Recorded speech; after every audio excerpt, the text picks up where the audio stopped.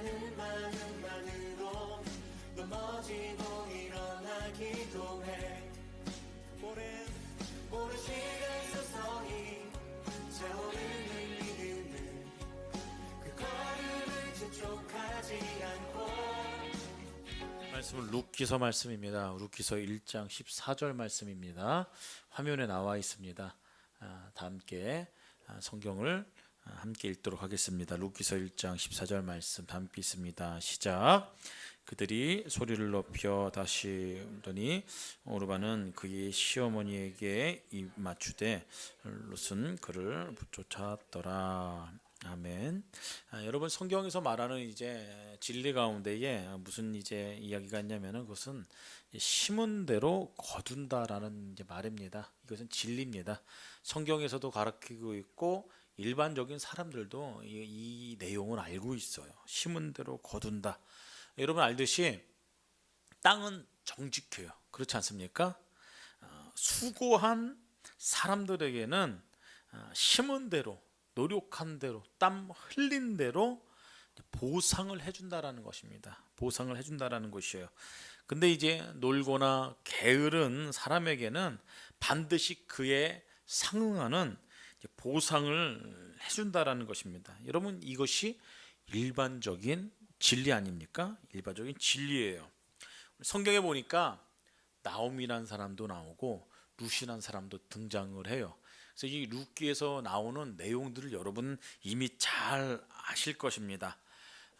베들레헴, 예루살렘 지역이 기근이 와갖고 힘들어지니까 나오미 가정이 선택한 게 있어요. 그게 뭐예요? 이주해 가는 거예요. 이민 가는 겁니다. 그래서 고향 땅을 저버리고 이방인들이 있는 모압 땅으로 이제 이민을 가요. 그런데 그 땅에 가서 나오미가 그 땅에 살면서 모든 것을 다 잃어버립니다. 굉장히 안타까운 사실이죠.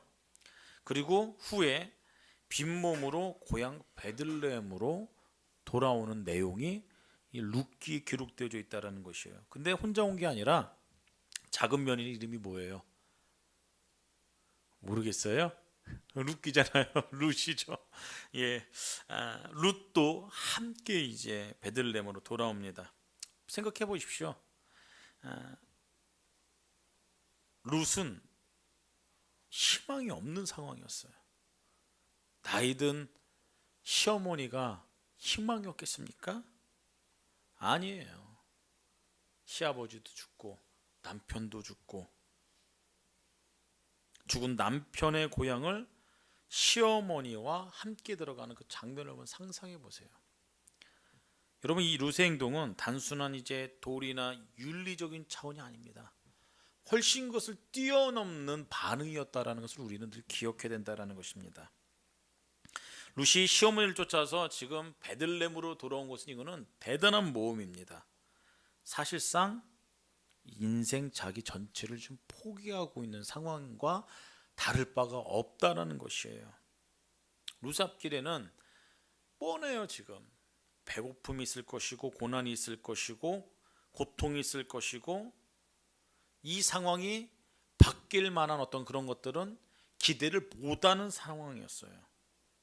그럼에도 불구하고 지금 룻이 선택한 길은 고난의 길을 선택했다라는 겁니다. 근데 여러분 결과를 잘 아시지 않습니까? 룻의 결과가 어때요? 해피엔딩이에요. 해피엔딩. 엄청난 변화와 은혜와 축복이 그 삶 가운데에 주어졌다라는 것입니다. 룻의 인생은 해피엔딩으로 끝납니다. 우리 룻기서를 잘 알고 있기 때문에 여러분 잘 아실 것입니다.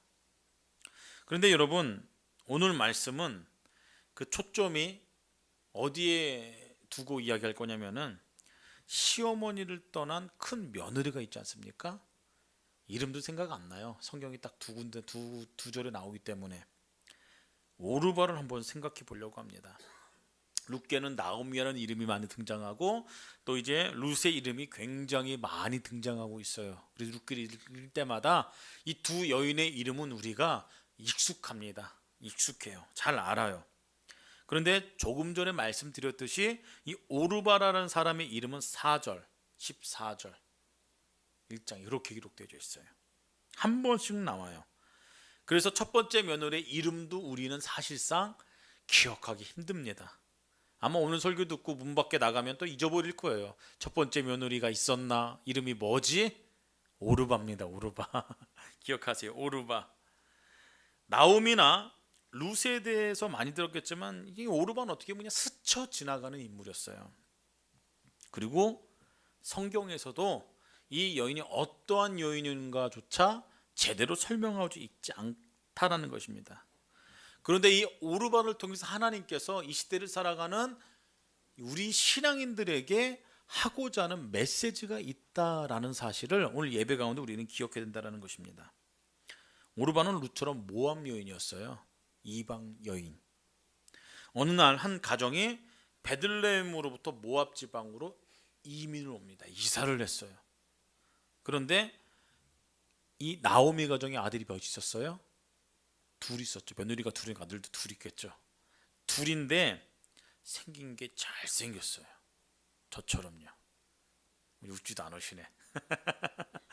예, 생기도 크고 훤칠하고 잘생겼어요. 그리고 모압 여인들이 볼 때마다 호감이 가는 거예요. 와, 저 청년과 결혼하면 좋겠다. 그런 생각을 하고 또 이제 뭐 집안도 이제 막 열심히 이제 거기서 이제 사니까 집안도 어느 정도 이제 재력도 이제 생기고 뭐 그럴 시점에 이제 이 오르바가 1번 며느리로 당첨이 됐습니다. 예, 좋았겠죠. 행복했겠죠. 잘생긴 남편과 이제 따뜻한 이제 가정처럼 보이는 그런 가정에 이제 며느리로 들어갔으니까 행복했겠죠. 그런데 웬걸 그 행복이 길지 않았다라는 것입니다. 어느 날 누가 죽어요? 시아버지가 죽어요. 시아버지가. 그 다음에 남편이 죽습니다. 그 다음에 시동생이 죽어요. 이유도 없이 죽었어요. 하루아침에 집안이 주저앉아버린 거예요. 이상한 일이죠. 행복한 그 순간이 순식간에 송두리째 뽑혀서 지금 날아간 그런 상황인 것입니다. 행복도 기대도 미래도 희망도 하루아침에 그걸 다 증발돼 버렸어요. 다 없어진 것이에요. 여러분, 이런 일들이 흔한 일입니까? 흔치 않은 일이에요. 근데 이 일이 이 가정 가운데에 있었다라는 것이에요. 그리고 오르바 눈앞에 보이는 것이 뭐예요? 나이든 시어머니, 그리고 과부된 자기와 처지가 똑같은 동서, 셋뿐이었어요. 얼마나 기가 막히겠습니까? 기댈 곳도 없어요. 허물어져가는 집안에 눈물만 생길 뿐입니다. 사람은 이런 상황에서 여러분 어떻게 해야 돼요? 고민하게 됩니다. 갈등하게 돼요. 미래가 더 암담하게 느껴질 때 갈등하고 고민하는 것 당연한 것이에요. 욥을 보십시오. 욥도 비슷한 상황 아니었습니까? 집안이 하루아침에 망해요. 자녀들 다 죽고 재산이 다 날아가 버리고 몸에 병이 생기고, 그랬더니 옆에 있던 아내가 하는 얘기가 뭐예요? 하나님 저주하고 죽어버려라. 희망이 안 보이니까 그런 거. 희망이 안 보이니까, 미래가 암담하게 느껴지니까. 사람은 희망이 사라지면은 그렇게 반응한다라는 것입니다. 그렇게 반응한다라는 것이에요. 희망의 여지라도 조금이라도 있으면은 살만해요. 그거 바라보고. 근데 그것마저 사라지면은 살 수가 없다라는 것, 살 수가 없다라는 것입니다.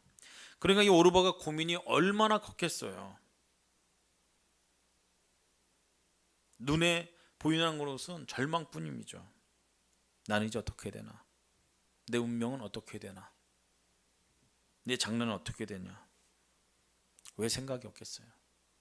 지금 오르바의 머릿속에 지금 막 계산기가 막 두둥겨주고 있어요. 막 계산하는 겁니다. 그런데 이제 우리의 모습도 이럴 수 있다라는 것입니다.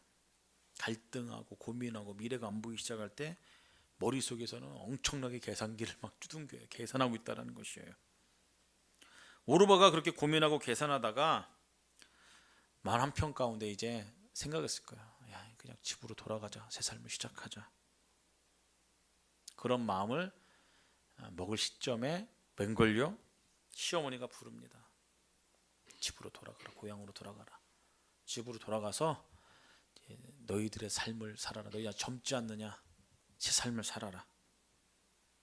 돌아가서 개가를 하라. 그렇게 이야기를 해요. 오르바가 심각하게 고민 중인데 시어머니가 길을 제시해 줬어요. 그리고 완강했어요. 그 말이, 생각이. 완곡하게 돌아가라. 새 삶을 살아라. 강권했습니다. 오르바 입장에서는 어떻겠어요? 천만다행이죠. 이야, 속으로 이럴 거예요. 다행이다. 다행이다. 어떻게 보면 이 나오미라는 여인은 굉장히 현명한 여인이었어요. 현명한 여인, 지혜로운 여인. 그리고 그때 또 하나의 상황이 주어지죠. 그게 뭐예요? 오르바라고 해서 오르바라가 그렇게 막 머릿속으로 복잡하다고 해서 마음이 편했겠습니까? 그러진 않았을 거예요. 돌아가고 싶었는데 마침 그렇게 얘기도 해줬고, 거기서 더 나아가서 작은 동서 룻이 뜻밖의 반응을 한 겁니다. 저 시어머니 따라갈래요. 시어머니 고향으로 따라갈게요. 오르바가 봤을 때 이 룻이 얼마나 어리석게 보였어요. 가면 고생길인데 뭐하러 따라가. 그리고 더구나 시어머니가 다 돌아가라고 그렇게 강권적으로 얘기하는데, 강하게 얘기하는데 뭐하라 그래. 그런 생각했을 거예요. 그리고 또 한편으로는 그래, 작은 동서가 시어머니를 지켜준다면은 내 마음이 좀 한결 편할 것 같아. 그런 생각을 했었겠어요? 안 했겠어요? 저라면 했을 것 같아요.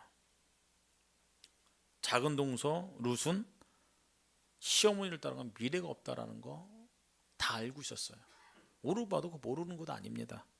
근데 룻은 가겠다 그렇게 우기죠. 결국은 그 길을 갑니다.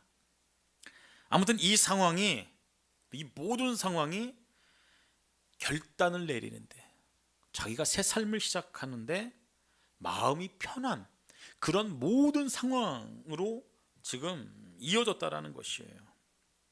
사람들은 모두 자기 이익 챙기는데 여러분 급급합니다. 그렇지 않습니까?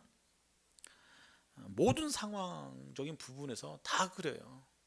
모든 인간관계나 모든 문제 앞에서 사실 고려하는 부분이 없습니다. 다른 사람들을 다 이제 자기 이익을 챙기기에 급급한 모습이 인간의 모습입니다. 오늘 여기에 이 오르바의 모습 속에는 어떤 하나님의 섭리의식이나 인륜이나 천륜 같은 의식은 어떻게 보면 없다라는 것이죠. 오로지 현재적인 생각으로만 가득하다라는 것이에요. 그리고 오르바는 결국 편한 길을 가기로 작정합니다. 집으로 돌아가 새 삶을 살기로, 개가하기로, 그 결정으로 그렇게 해요. 결국 오르바가 쉬운 길을 택하여 집으로 돌아갔다라는 것이에요. 근데 반면 롯은 어려운 길을 택했다라는 것입니다. 모험의 길을 택했고 오르바는 정반대의 길을 걸어갔다라는 것이에요. 오늘 본문이 주는 메시지가 바로 이 부분이라는 것입니다. 사람들은 다 쉽게 살려고 해요. 쉬운 길을 가려고 하고 가능하면 무거운 짐을 지지 않으려고 합니다. 조금 부담이 되면은 안 하려고 하고 피하려고 하는 모습이 있다라는 것입니다. 오르바는 현실적인 길을 선택했다라는 것이에요.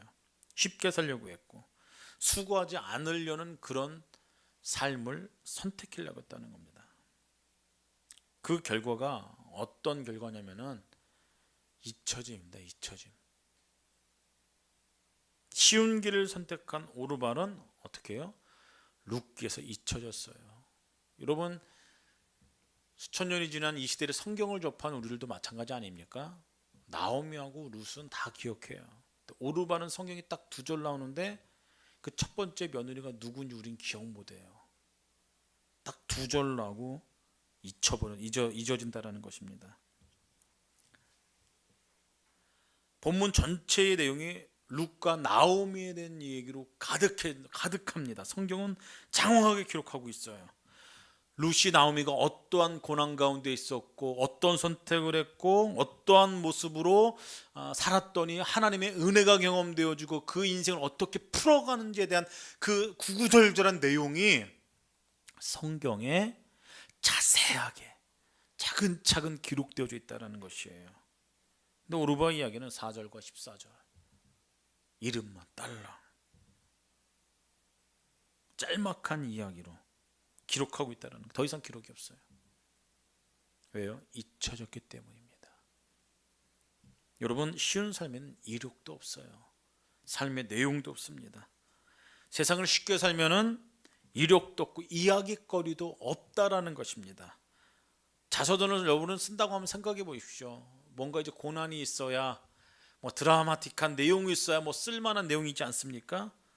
그런데 인생을 편하게 산 사람들은, 편히 간 사람들은, 그런 것을 선택한 사람들은 할 얘기가 없어요. 쓸 이야기가 없어요.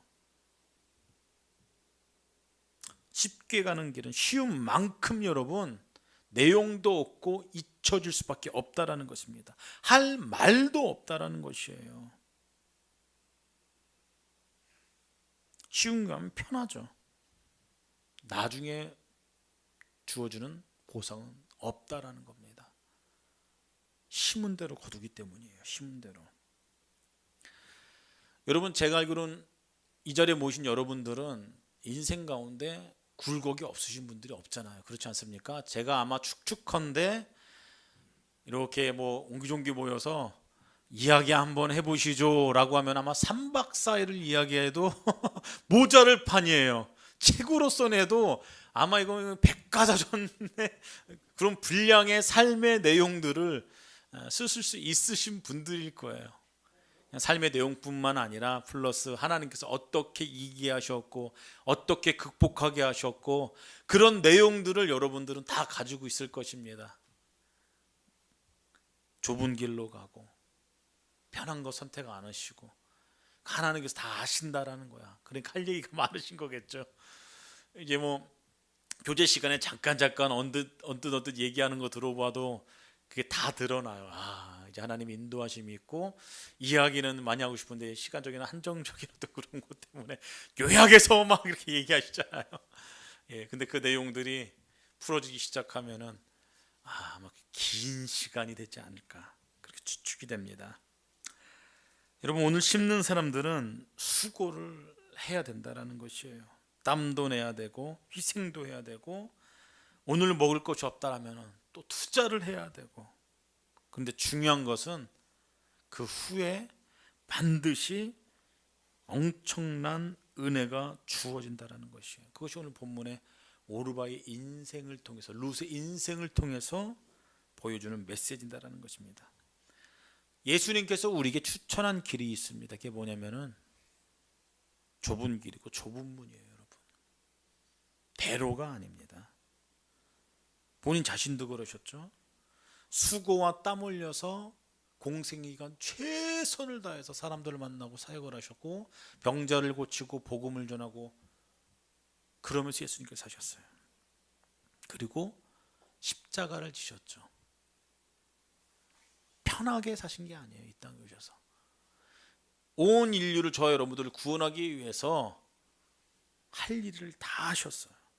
십자가를 지시지 말고 다른 방법이 있으면, 편한 길이 있으면 그렇게 하셔도 되는데 오직 그 길이 저와 여러분들을 구원하시는 길이기 때문에 예수님께서 십자가를, 그 고난과 고통을 아주 철저하게 당하셨다라는 것입니다. 그렇지 않습니까? 쉽게 살면 편합니다. 그러나 상관없어요. 예수님께서 십자가에서 그 처절한 고통을 당하신 이유도 저와 여러분들을 구원하기 위해서. 단 그 이유 때문에 아닙니까? 예수님께서 그 일 때문에 영광 받으시기 합당한 분이시고. 오르반을 보십시오. 그 이후의 삶에 성경에 기록되지 않은 잊혀진 사람이 됐습니다. 쉽게 잊혀졌어요. 룻은 오르바 대조적인 삶을 살았죠. 룻은 오르바보다 더 많은 메시지들을 우리에게 줍니다. 오르바가 넓은 길을 편한 길을 선택했다라면은 롯은 좁은 길, 좁은 문을 선택했어요. 그 길은 고난의 길이었습니다. 아무런 희망 없는 곳에서 희망의 끈을 볼 수 없는 안목의 롯에게 있었어요. 그 끈이 뭐예요? 하나님을 바라보는 눈이 있었음을 기억하십시오. 그렇기 때문에 시어머니와 함께 베들레헴으로 들어간 곳이에요. 고난당하기로 결정하고 수고하기로 결정하고, 그리고 그 땀 흘림이 미래에 큰 행복을 가져다 주었다라는 것입니다. 요즘 사람들은 당장의 고난이나 수고를 여러분 다 회피하려고 하는 모습들이 있습니다. 삶 어떤 패턴 자체가 그래요. 이제 결혼에 관한 부분도 마찬가지고 직장에 관한 부분도 마찬가지고 다 그렇습니다. 좀 더 편한 길을 선택하려고 해요. 뭔가 보장이 되고 뭔가 가능성을 보고 살아가는 것이 아니라 어떤 이제 결과물이 완성된 완성품을 원합니다. 직장이 없다고 막 아우성치죠? 아니요, 일할 곳이 얼마나 많은데요. 힘들어서 안 하는 것뿐이겠죠. 좀 더 수고하고 땀 흘리는 일터가 왜 없겠어요? 충분히 있다라는 것입니다. 사람들은 다 편하게 살려고 해요. 편하게 가려고 합니다. 그런 점에서 오르바는 오늘 현대인의 전형적인 모습이라고 할 수 있어요. 편한 것을 선택하려고 하는. 그런데 룻은 그렇지 않다라는 것입니다. 깊은 삶을 고민하게 해요. 생각하게 해요. 좀 더 깊은 의미를 얻는 삶은, 근데 여러분 한결같이 다 힘들어요. 고난이고 땀을 흘려야 되고 수고가 필요한 삶을 살아야 된다라는 것입니다. 때로는 희생도 필요하고 손해를 감수해야 되고 하는 용기가 필요할 수 있다라는 것이에요. 근데 그런 삶을 아무나 살아가지는 않는다라는 것이죠. 근데 룻은 그 길을 마다하지 않았어요. 마다하지 않았습니다. 어떻게 보면 인간적으로 보면 참 미련한 모습이었어요. 오르바의 시각으로 보면요. 우리도 마찬가지죠. 왜 저렇게 미련하게 살까? 왜 저러고 살까? 왜 저러고 살까? 근데 룻에게는 뭔가 다른 시각이 있었습니다. 신앙의 눈이 있었기 때문에 그런 거예요. 오늘도 마찬가지죠, 여러분. 여러분들이 고집하는 세계가 있지 않습니까? 관점이 있지 않아요? 신앙의 눈이 있지 않아요? 그렇기 때문에 이 자리에 모인 것 아니겠습니까? 남들이 가지고 있지 않은 신앙의 길을 예수님으로 말미암아 여러분들이 이 길을 선택해서 지금 걷고 있다라는 것입니다. 사실 이 자체가 좁은 길이에요. 넓은 길 가는 게 아니에요. 이 황금 같은 시간에 도대체 여기 왜 모여 계신 거예요? 잠이라도 자시지. 근데 신앙이 있기 때문에 다른 사람들과는 다르게 지금 이 자리에 나와서 지금 예배드리고 있다라는 것입니다.